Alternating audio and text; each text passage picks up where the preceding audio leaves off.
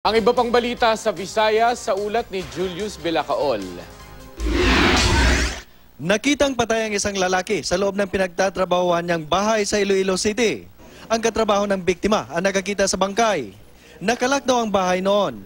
Pagpasok niya, nakita niyang nakaluhod at patay sa may gilid ng sala ang biktima. May saksak ito sa tiyan at lalamunan. May hawak din itong kutsilyo. Sa paligid, may nakasulat na mga katagang "Buhay pa ako, JR". Inaalam ngayon ng mga pulis kung may pumatay sa biktima o nagsaksak ito ng sarili. Naniniwala ang mga kaanak ng biktima na pinatay ito. Inaresto ang isang lalaking sumubok tumakas sa isang checkpoint sa Iloilo City. Naglalakad raw palapit sa checkpoint ang lalaki nang tawagin siya ng mga pulis na naka-estasyon doon. Bigla raw itong tumakbo. Nahabol siya ng pulisya.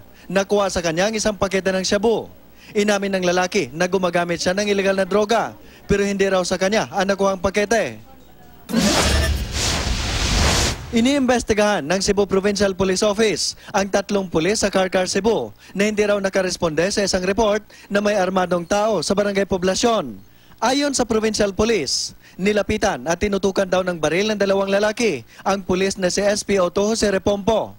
Bagamat nag-iisa lang, nagawa ni Repompo na madesarmahan at makuha ang baril ng 2 salarin.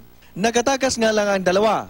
Humingi raw ng backup si Repompo, pero hindi rumesponde sa PO3 Nelson Mendaros, PO1 Chuck Dayuha at PO1 Nelson Alico na naka-duty noon.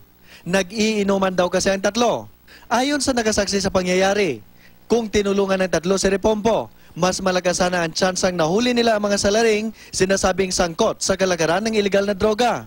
Lumabas pa sa investigasyon na may away umano ang grupo ng 3 pulis at si Repompo. Wala pang pahayag ang 3 inirereklamong pulis. Julius Belacaol, Nagbabalita, Pilipinas.